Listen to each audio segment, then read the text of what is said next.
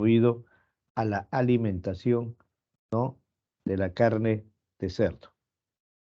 Pero si revisamos un poquito de historia, la cisticercosis ha sido no siempre descrito. Fíjense, Aristóteles en el siglo IV antes de Cristo, en su tratado Historia de los Animales, habla, ¿no?, del consumo de la carne de cerdos, ¿no? Y en donde se veía unas imágenes que parecían copos de granizo para describir al cisticerco, ¿no? Y que provocaba pues una enfermedad. En el antiguo Egipto se halló en tumbas y sarcófagos, ¿no?, diagramas, dibujos de la presencia de triquinosis, oxyurus, ascaris, teniasis y también la estrongiloidiasis. Es decir, esta enfermedad es conocida desde hace mucho, mucho tiempo y tiene mucho de historia. Pero la infestación al sistema nervioso central no fue descrita por primera vez por Paranoli y Rumier en 1558, en donde pues observaron imágenes blanquecinas o perladas, decían entre comillas, ¿no?, que comprometían la dura madre. Y entonces, en aquel momento se le decía que había quistes ubicados en la dura madre que pertenecían a alguna enfermedad. En 1792, Hipólito Unanue hace el primer reporte de cisticercosis en un soldado, ¿no?, que padecía de epilepsia. Y entonces lo siguió hasta que pudo hacer el estudio de su cerebro, ¿no?, y se encontró con esas imágenes quísticas, perladas, blanquecinas, al cual pues dijo, esto corresponde al consumo de la carne de chancho y a la cisticercosis. Y él es el primero que menciona, ¿no?, lo siguiente, que en el Perú la causa más frecuente de epilepsia es la cisticercosis, concepto que hasta este momento no ha podido variar, no ha podido variar. Nuestro conocido Hipólito Unanue en 1792, entonces habla ya de cisticercosis.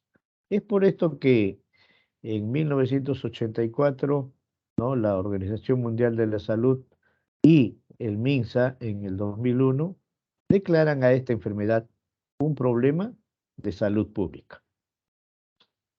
Y si uno revisa un poco de epidemiología, sí, pues desde hace muchos años la cisticercosis era considerada frecuente en los países no industrializados, en los países en vías de desarrollo, en los países latinoamericanos fundamentalmente, ¿no?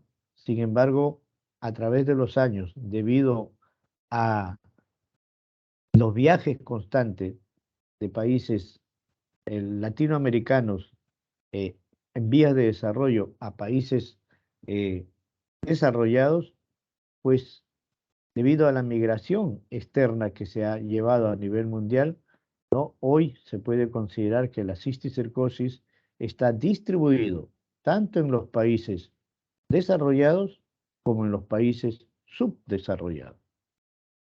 En nuestro Perú, el concepto casi parecido, casi parecido.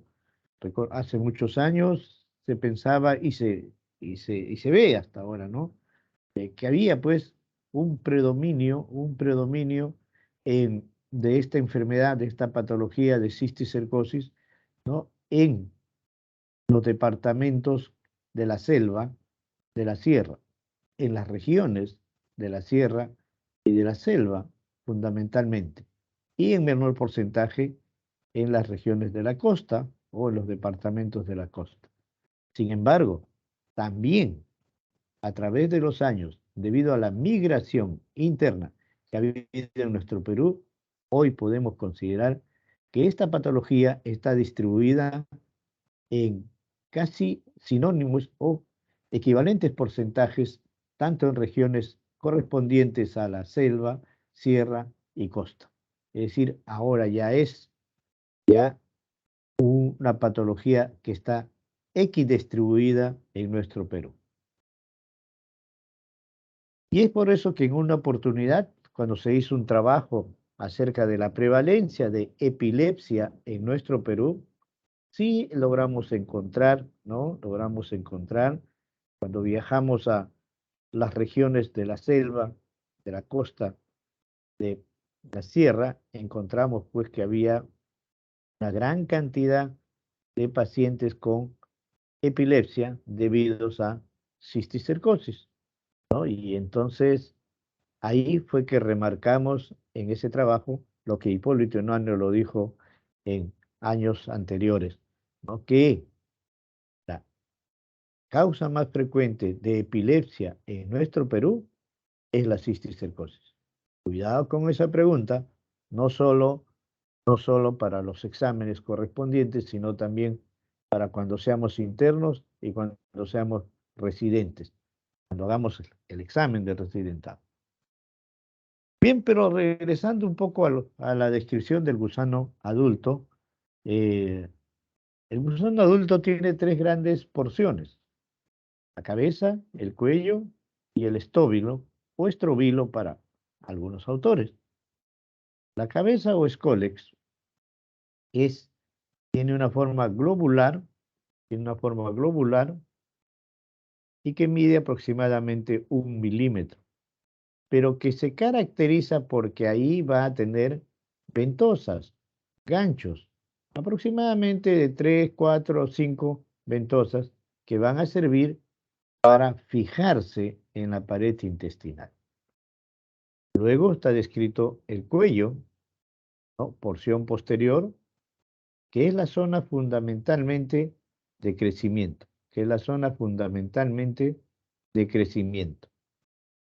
Y de ahí viene ya el estróbilo o estrobilo, que no es otra cosa más que la cadena de segmentos en desarrollo donde están los proglótidos. Gran cantidad de proglótidos inmaduros, gran cantidad de proglótidos maduros, ¿no? Está bastante distribuidos los proglótidos en la porción posterior al cuello.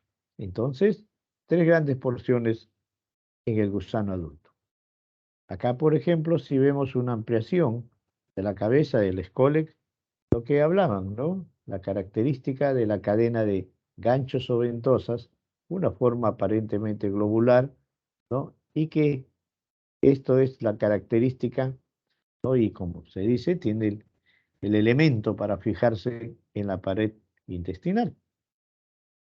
Y a veces cuando nos hablaban de la teniasis, ¿no? La forma adulta de este parásito, ¿no? De la tenia, decían pues que a nivel intestinal fundamentalmente se encontraba una tenia, una tenia. De ahí, recordemos que nos decían la famosa solitaria, ¿no? La famosa solitaria, que pues medía muchas veces a 6, 7 y excepcionalmente hemos encontrado, ¿no? Tenias hasta de 10 metros. Pero esa es la característica, ¿no? Que es única. Por ahí en trabajos de investigación se han encontrado algunos pacientes con más de 2 tenias. Y lo que se ha visto, pues, que a nivel de porglótido se ha contabilizado muchas veces, pues, una enorme cantidad de huevos. Se llegaba a contabilizar en los proglótidos 50.000 huevos, ¿no? Entonces, estos son datos que uno tiene que recordar de nuestras clases de parasitología cuando nos hablaban de la tenia solium, de ahí solitaria, sola, ¿no? Y de los proglótidos en donde está la cadena, pues, maduras, y se ha contabilizado hasta 50.000 huevos en un parásito. Acá una imagen en la cual uno puede ver, ¿no? Al parásito adulto, ¿no? En el tubo digestivo, ¿no? Miren cómo se va fijando a la pared del intestino, la cabeza, el cuello y toda el estróbilo donde está la cadena de segmentos, ¿no? Los proglóticos. Siempre se le ha achacado esta enfermedad, siempre se le ha achacado a esta enfermedad al consumo de carne de cerdo, ¿no? Siempre al 100% se le decía que era cisticercosis debido al consumo de carne contaminada de cerdo, ¿no?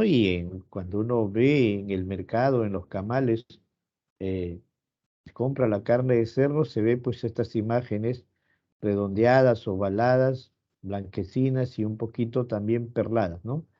Entonces quienes venden la carne se dan cuenta si está infestada o no, si está enferma o no.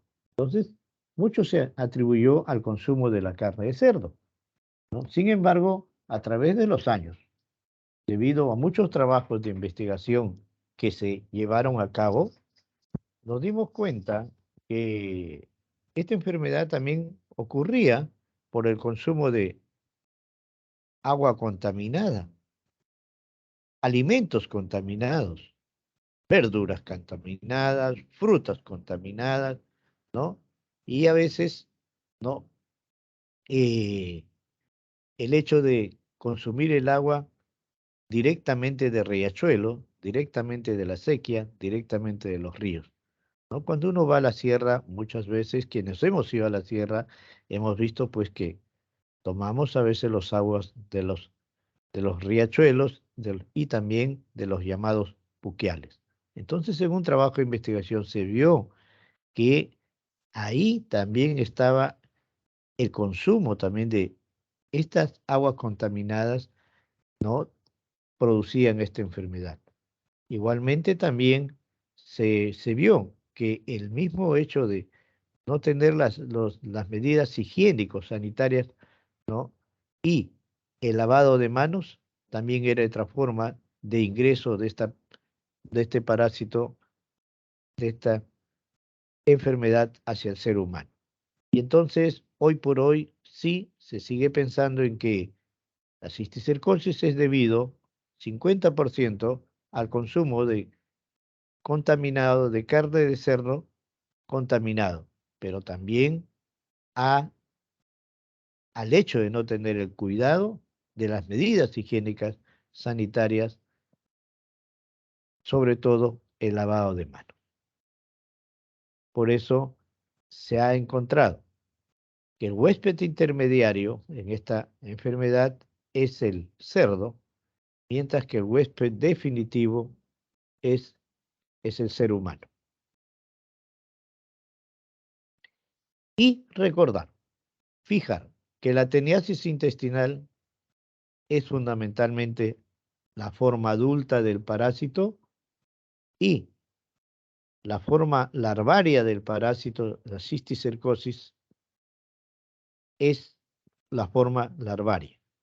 Y que la cisticercosis viene a ser el resultado del enquistamiento de la larva de la tenia sóleo. Entonces, la forma intestinal, parásito adulto, ¿no? Y la cisticercosis, la forma larvaria. Pero una vez que consumimos el parásito, vamos a ver que puede comprometer casi todas las estructuras del sistema nervioso, ¿no? Gran parte veremos en el encéfalo, gran parte veremos en la médula, en el ojo, también se ubica en el corazón, en el músculo esquelético y en el tejido celular subcutáneo. Es así cuando recibimos a nuestros pacientes en la consulta externa, podemos encontrarnos con estas imágenes, ¿no? Subcutáneas así redondeadas, ovaladas, a veces únicas, a veces varias, y entonces cuando mandamos nosotros a hacer la biopsia a patología, nos vamos a encontrar que estamos frente a cisticercosis. También se ubica en el ojo, también se ubica en el ojo, y a veces encontramos estas imágenes, ¿no? Redondeadas, ovaladas, con una hiperintensidad en la periferia o en el centro que corresponde a un parásito, acá ubicado a nivel ocular, aquí a nivel del músculo hepático, ¿no? A nivel intestinal, a nivel cardíaco también se encontraba a nivel del corazón, ¿no? Algunos pacientes con cuadros de cisticercosis y en algunas otras oportunidades los pacientes llegan y dicen, tengo esta bolita, este nódulo en la lengua. Y muchas veces hemos hecho la biopsia y nos encontramos con una imagen, ¿no? Como esta en patología que corresponde a un cisticerco. Entonces, atentos cada vez que nosotros evaluemos un paciente en la consulta externa de una manera, pues, sobre todo ectoscópica y sobre todo en piel y en labios, lengua que puede estar ubicado esta enfermedad. Pero también queremos ver acá en el cerebro, miren, al infestar el cerebro se ubica en tejido cerebral y esta es una imagen casi frecuente, imagen redondeada, ovalada, de hipodensidad, o sea, oscuro, en donde se puede ver al medio una imagen puntiforme, hiperintensa o en la periferia. Esta es una imagen bien frecuente que vemos que nos corresponde a cisticercosis. En este caso, varias estamos viendo. Esto decimos cuando son imágenes así redondeadas y con color oscuro, decimos, este es un parásito vivo. Pero si vemos el cerebro, estas imágenes puntiformes, varias también, no decimos, acá estamos frente a unas calcificaciones, ¿no? Parasitarias en el cerebro que corresponden a parásitos ya secos, muertos. Y a nivel muscular, a veces cuando hacemos nuestra radiografía de partes blandas, nos encontramos con estas imágenes así alargadas, que se parece los cigarrillos, ¿no? Entonces el radiólogo nos indica, veo unas imágenes en cigarrillo o imágenes en cigarrets. Eso generalmente corresponde a cisticercos calcificados a nivel muscular. Entonces, miren, ¿no? Hay varios sectores de la economía que es ubicado, compromete esta enfermedad. Acá una imagen más amplia para ver cómo un parásito está ubicado a nivel de la humor vítreo del ojo. Pero desde que apareció esta patología ha tenido una serie de clasificaciones, ¿no? Por ejemplo, una de ellas es en relación al parénquima. Es decir, si el parásito está ubicado en la masa cerebral o está ubicado en el líquido cefalorraquídeo. Entonces, hay algunas clasificaciones que hablan, ¿no? De parásito o cisticerco parenquimal y cisticerco ventricular, que muchas veces están nadando en el líquido cefalorraquídeo. Hay otra clasificación, como veíamos, a si está vivo o está muerto, si está viable o no viable. Las imágenes calcificadas hablan de un parásito no viable o muerto. Y esas imágenes redonditas, oscuritas, ¿no? Ovaladas, ¿no? Hablan de imágenes viables. Es una clasificación fundamentalmente, ¿no? Radiológica. Entonces, si está vivo o está muerto. Viables, no viables. Otros han dedicado parte de su tiempo a ver cómo y qué etapas pasa el parásito desde que tiene una característica viva hasta cuando pasa hacia una característica calcificada o muerto. Entonces han puesto ahí estadios. Al estadio número 1, que vemos una imagen redondita, oscurita, con un puntito al medio, ¿no? De que decimos imagen viable, le llaman muchos autores imagen vesicular, ¿no? Acá lo vemos, vesicular. Pero comienza a morir, comienza a secar. Hay autores que han seguido estas imágenes de estos pacientes, de los pacientes, hasta por 14 años. Entonces se ve que con el tiempo se comienza a calcificar, a poner blanco de afuera hacia adentro. Y se va formando como un anillo. Ahí le llaman imagen coloidal. Se equivocó mi seca. Coloidal. Y más profundamente, ya cuando el anillo blanquito se va cerrando, imagen granular, para finalmente llegar a una imagen blanca, ¿no? Puntiforme a veces, que es la calcificada. Entonces, de acuerdo al estadio, vamos a encontrarnos con clasificaciones catalogadas como vesicular, coloidal, granular y calcificado. También hay una clasificación debido al número de lesiones. Si pues tenemos pacientes con un parásito en el cerebro, pacientes con 2 parásitos en el cerebro, pero también tenemos pacientes con 100, 200 parásitos en el cerebro, o a veces pacientes con 300, 400 parásitos en el cerebro. Entonces, al número de lesiones únicas, menos de 20 a 50 y más de 50. El punto de corte en todos los trabajos de investigación se ha puesto, para tratamiento, como vamos a ver, se ha puesto 50. 50, ¿no? Aquel paciente que tiene hasta 50 parásitos, ya, ese es nuestro punto de corte para tratamiento, como vamos a ver.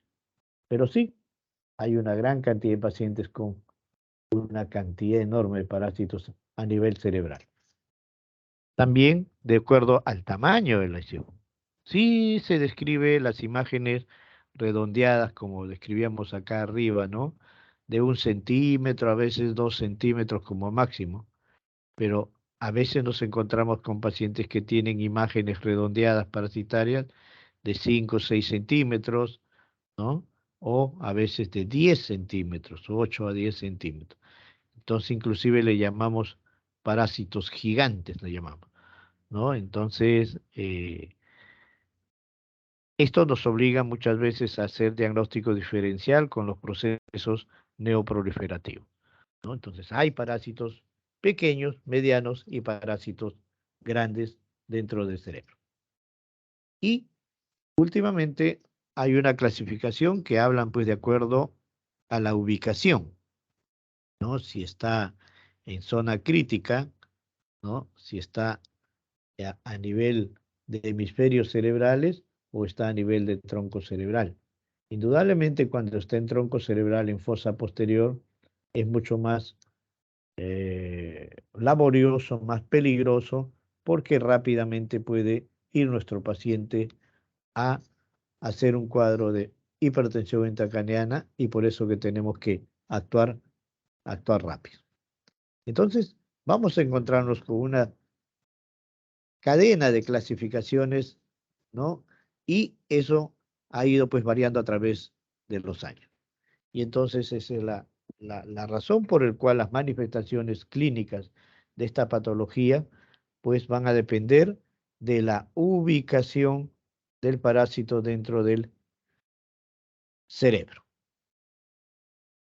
Aquí, por ejemplo, vemos una imagen parasitaria, ¿no? Redondeada, ¿no? Ya en vías de calcificación, pero que se ve la cabeza o escólex como una imagen de hiperintensidad, ¿no? La pared, el líquido intraparasitario y la cabeza o escólex del parásito. Acá igualmente una imagen también ya, digamos ya casi granular, porque ya se está calcificando todo, pero que todavía da manifestaciones clínicas. ¿Por qué? Porque siempre alrededor del parásito va a haber una imagen de hipodensidad que corresponde al edema periparasitario.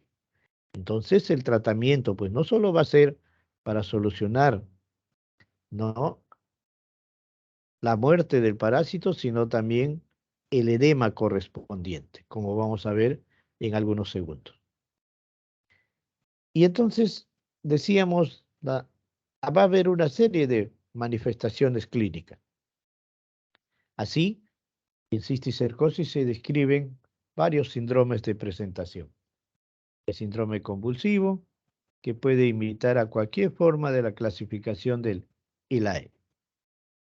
Hay epilepsia en cisticercosis. El síndrome focal, ¿no? Una hemiparesia, una hemihipostesia, ¿no? Que va a imitar muchas veces a las enfermedades cerebrovasculares.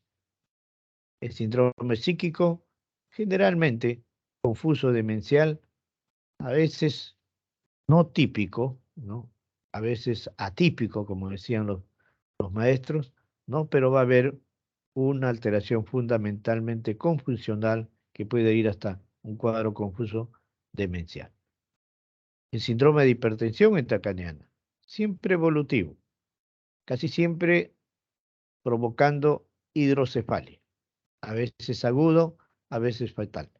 Claro, recordemos pues que nuestra caja craneana tiene una presión intracraneana normal, no condicionado por el continente, que es el hueso, el cráneo, y el contenido que está dado por la masa cerebral, el líquido cefalorraquídeo y los vasos sanguíneos, ¿no? Recordemos que la presión intracraneana normal es 80 para masa cerebral, 10 para líquido cefalorraquídeo y 10% para vasos sanguíneos. Y entonces cuando se rompe este equilibrio continente-contenido debido a la presencia de un parásito en una de estas estructuras, va a aparecer pues lo que se llama la hipertensión intracraneana. Es frecuente este cuadro en cisticercosis. Y por último, se describió el síndrome hipófisis diencefálico, ya que algunos pacientes no hacen cuadros de panhipopituitarismo. Rarísimo, pero está descrito y por eso lo presentan como síndrome de presentación. Estos son los síndromes más frecuentes que vemos en esta patología. Una vez que ya estamos sospechando de esta enfermedad, hay algunos exámenes que nos van a ayudar, lógico, a aclarar el diagnóstico. De hecho, vamos a hacer nuestros exámenes de rutina. De hecho, dentro de nuestro plan de trabajo va a estar pues una tomografía, una resonancia, una radiografía de partes blandas, una evaluación por oftalmólogo, una evaluación por cardiología, ¿no? Y dentro del laboratorio está la prueba de Western blot para cisticercosis. Este Western blot se puede hacer tanto en suero como en líquido cefalorraquídeo, ¿no? Esto viene a ser una prueba de inmunoelectrotransferencia para cuerpos específicos de la tenia sólida. Entonces hay respuesta de 7 antígenos, de 1 a 7. Y hemos antes hecho tanto en líquido cefalorraquídeo como en suero, pero nos dimos cuenta que los valores, los resultados de Western blot para cisticercosis, si salía en líquido 7, en suero también salía 7. Si salía en líquido 5, en suero también salía 5. Si salía 3 en líquido, en suero también salía 3. Entonces esa es la razón por la cual en estos momentos, ¿no? La prueba de Western blot mayormente se hace en suero y pocas veces ya se hace en líquido cefalorraquídeo. Casos muy, muy excepcionales. En cambio, cuando se comenzó a trabajar el Western blot, a todos se les hacía punción lumbar, a todos se les hacía estudio de líquido cefalorraquídeo, ¿no? Ya se imaginan con grandes problemas para solicitar y para que nuestro paciente nos acepte la punción lumbar. Era terrible. Y entonces la cisticercosis va a dar pues sus síntomas, ¿no? Encefálicos, ¿no? Pero también, luego de unos años nos encontramos que este parásito se ubicaba también a nivel medular. Entonces, ¿qué aprendimos? Que la cisticercosis no solo es una patología que puede comprometer a nivel del sistema nervioso central el cerebro o hemisferios cerebrales, sino también la médula. Y es así que el consejo es, cada vez que nos ubicamos parásitos a nivel encefálico, también hay que hacer una extensión de los estudios de imágenes a nivel medular. Y nos vamos a encontrar con muchas imágenes ubicados a nivel medular que muchas veces pueden no dar clínica, pero a veces pueden sí manifestarse con algunos síntomas y signos. El criterio diagnóstico, hay criterios absolutos, como se habla ahora, una serie de criterios mayores, criterios menores, criterios epidemiológicos, pero el diagnóstico definitivo va a darse de acuerdo a un criterio absoluto, a la presencia de un criterio absoluto y a la presencia de dos criterios mayores, más un criterio menor y un epidemiológico. La mayoría a veces entran como probables, ¿no? La mayoría a veces entran como probables, pero realmente este es un trabajo no práctico que tenemos que hacer constantemente cuando tenemos a nuestro paciente hospitalizado, internado, ¿no? Para definir nuestro diagnóstico de enfermedad.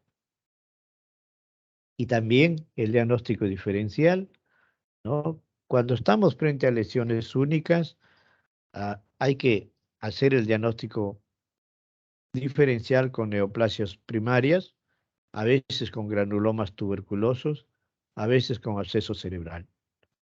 Cuando estamos con lesiones múltiples, por ejemplo, 100, 50, 70, 200 parásitos, tenemos que hacer, ¿no?, el diagnóstico diferencial de metástasis de focos secundarios, de granulomas múltiples tuberculosos y otros más alejados, como es la esclerosis múltiple y los abscesos cerebrales.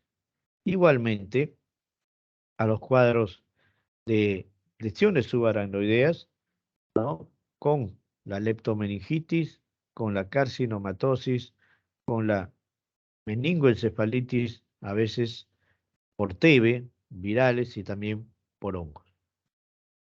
Y mucha discusión tenemos a veces cuando nos encontramos con los quistes aracnoideos no parasitarios, que tienen más o menos una imagen bien parecida, pero ahí es donde nos tenemos que ayudar del Western blot y de las imágenes diferenciales, ¿no? Lo importante es que existe pues también ese trabajo ágil en el diagnóstico diferencial frente a una patología de parasitosis por cisticercosis.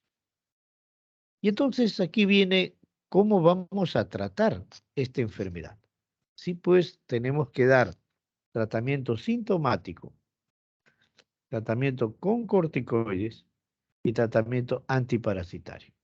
El tratamiento antiparasitario para tratar de eliminar el parásito en sí. El tratamiento corticoide para reducir al mínimo el edema periparasitario que casi con frecuencia se ve. Y lógico, tratamiento de acuerdo a los síntomas que nos da cada uno de nuestros pacientes. El consejo que tenemos por eso es un tratamiento aproximado de 30 días. Eh, en realidad, el consejo es estar hospitalizado, ¿no? Pero a veces es muy difícil. Dentro del tratamiento sintomático, analgésicos, tranquilizantes, anticonvulsivantes, sobre todo anticonvulsivantes. Y recordemos acá, pues lo que más se usa es la fenitoína, de 4 a 5 miligramos por kilo de peso por día, la carbamazepina, de 10 a 20 miligramos por kilo de peso por día, el ácido valproico, de 20 a 60 miligramos por kilo de peso por día. Son los que anticonvulsivantes, antiepilépticos, ¿no?, clásicos que se utilizan, ¿no?, con mucha frecuencia. Y estos valores hay que memorizarlos, hay que tenerlos en mente. ¿Por qué? Porque cuando vayamos a hacer nuestro internado, cuando vayamos a hacer nuestro serum, estos son los fármacos que vamos a encontrar en los centros de salud. El fenobarbital. El fenobarbital también es un buen anticonvulsivante, ¿no? Se da de 100 a 200 miligramos por día, como dosis total. ¿No? Hay tabletas que vienen de 100 miligramos. Hay tabletas que vienen de 100 miligramos. Entonces, a veces se da un fenobarbital al día o excepcionalmente llegamos a 2 tabletas al día. Pero este es el tratamiento sintomático que corresponde a las convulsiones, que corresponde a la epilepsia. El tratamiento antiparasitario no tiene varios esquemas. Mire, a veces nos vamos a encontrar con lesiones únicas. Y entonces hay una primera opción, albendazol por 10 días. Y hay una segunda opción, albendazol más praziquantel por 10 días.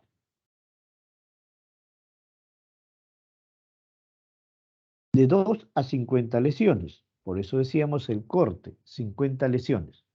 Hay una primera opción de albendazol más praziquantel por 10 días, seguido de albendazol por 20 días. Es decir, 30 días de tratamiento. Hay una segunda opción, tan solo albendazol por 30 días. Más de 50 lesiones. El consejo en este momento es no dar tratamiento antiparasitario a aquellos pacientes que en su imagen estamos viendo más de 50 lesiones. ¿Por qué? Porque siempre hay una reacción. Siempre se ve el edema periparasitario cuando iniciamos el tratamiento. Y entonces imagínense, ¿no? Con 70, 100, 300 parásitos, 300 edemas periparasitarios, puede hacer que nuestro paciente tenga problemas de hipertensión intracraniana, problemas de convulsiones, y es por eso es preferible no dar hasta ahora, ¿no? Tratamiento antiparasitario. Y mejor derivar a centros de mayor complejidad. Por ejemplo, en nuestro instituto estamos justamente trabajando, ¿no? Con muchos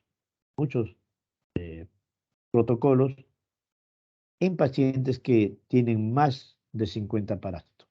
Claro, todavía es trabajo de investigación, ya en su debido momento se enviará los resultados. Pero hay eso, ¿no? Las lesiones gigantes también van a requerir muchas veces de cirugía. Las lesiones que están ubicadas a nivel ventricular o subaracnoideo también requieren de evaluación por neurocirugía. Y si neurocirugía nos dice que no es quirúrgico, entonces podemos dar como primera opción albendazol por 30 días. Igualmente las formas espinales todavía no requieren de tratamiento antiparasitario, no se aconseja, y las formas oculares tampoco se aconseja tratamiento antiparasitario, y generalmente oftalmología habla de la enucleación de- del ojo, porque el parásito está muchas veces comprometiendo ya, ¿no? Todo este órgano de la economía. Entonces vean, pues hay una serie de esquemas que se da en lesión única, en más de 2 a 50 lesiones, ¿no? Y más de 50 preferible no dar. Eso es lo que quiero que quede bien fijo y rescatable. ¿Y cuál es la dosis de albendazol? 15 miligramos por kilo de peso por día, dividido en 2 dosis. 15 miligramos por kilo de peso por día, dividido en 2 dosis, con un máximo de 1200. ¿Y cuál es la dosis de praziquantel? 50 miligramos por kilo de peso por día, dividido en 2 dosis, con un máximo de 3600 miligramos por día, ¿no?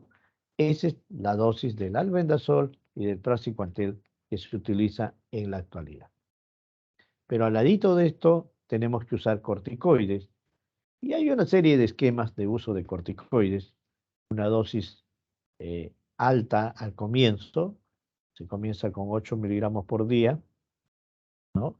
Y después se va bajando cada 2 días, ¿no? 1 miligramo, de tal forma que nuestro paciente está tomando su corticoide aproximadamente 30 días, aproximadamente 30 días, ¿no? Entonces, esa es los consejos que se dan, ¿no? El corticoide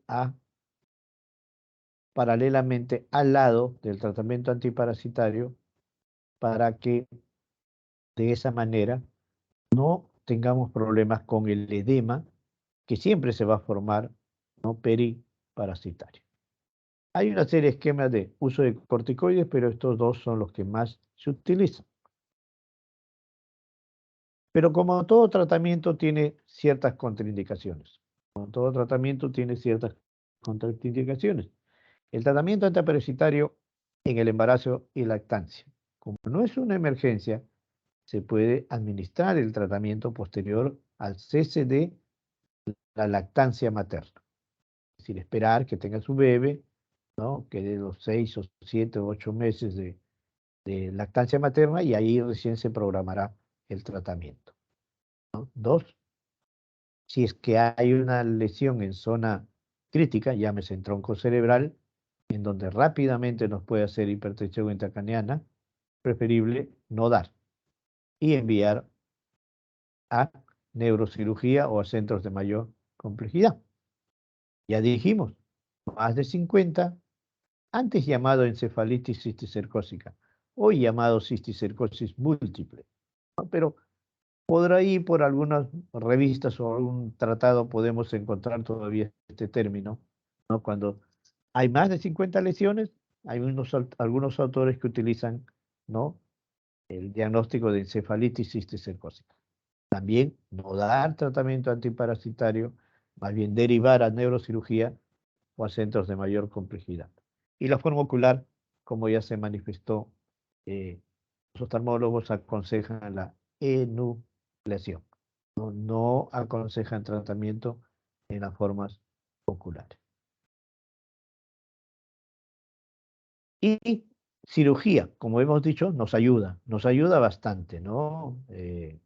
Una lesión gigante de 10, 12 centímetros, pues tiene que ser extraído, ¿no? En neurocirugía a veces utilizan la técnica de marsupialización, en el cual sacan enterito el parásito gigante y lo ponen en formol, en un recipiente con formol, y ahí en el Museo del Instituto Nacional de Ciencias Neurológicas tenemos ahí muchas muestras de estos parásitos que han sido extraídos de nuestros pacientes.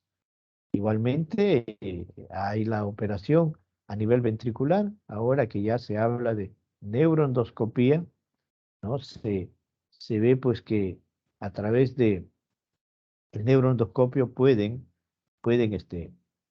ir aspirando los ventrículos que están sobrenadando en líquido cefalorraquídeo. En algunas oportunidades también entran a nivel subaracnoideo, a nivel de fosa posterior, y nos ayudan bastante, evitando pues que nuestro paciente haga hidrocefalia, porque el parásito va a obstruir el libre paso del líquido cefalorraquídeo en la parte baja del cerebro y por lo tanto nos va a dar una hidrocefalia secundaria.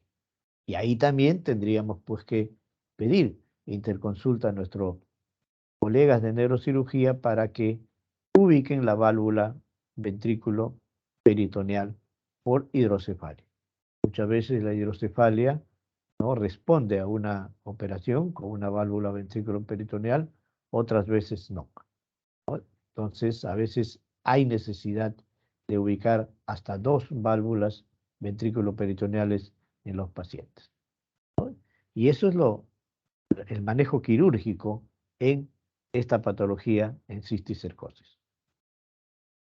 Muchos han seguido al parásito, muchos han seguido al parásito desde que lo vieron activo hasta que se calcificó. Aproximadamente hay gente que en investigación que ha seguido hasta por 14, 15 años al parásito. Y algunos decían, ¿no? Sí, pues este proceso de calcificación, este proceso de desaparición del parásito podría ser espontánea, ¿no? Algunos los han seguido hasta por 15 años y, según sus reportes, han observado eso. Sin embargo, quienes indican tratamiento no aseveran que con el tratamiento se acelera la calcificación del parásito. Se acelera la muerte del parásito. Por eso es que en estos momentos, ¿no? Es aconsejable dar un tratamiento a esta patología.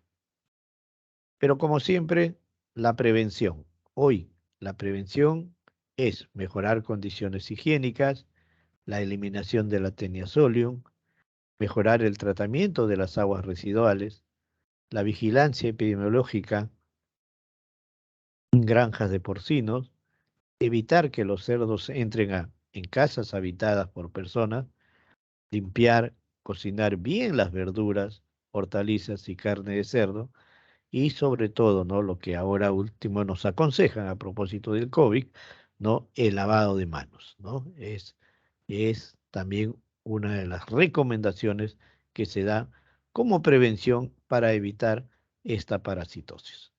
Y entonces, fíjense, pues ya la responsabilidad no es tan solo del consumo de la carne de chancho, sino también muchas veces el cuidado que no tenemos nosotros como medidas higiénico-sanitarias. Eso es lo que hay en este momento, hasta este momento, en cisticercosis. Este es mi querido San Vicente, mi querido Neurológicas, ¿no? Y esto es lo que tenía preparado para ustedes como clase de cisticercosis.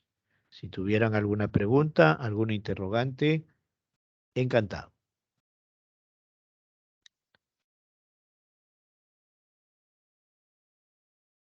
Creo que hemos buen tiempo.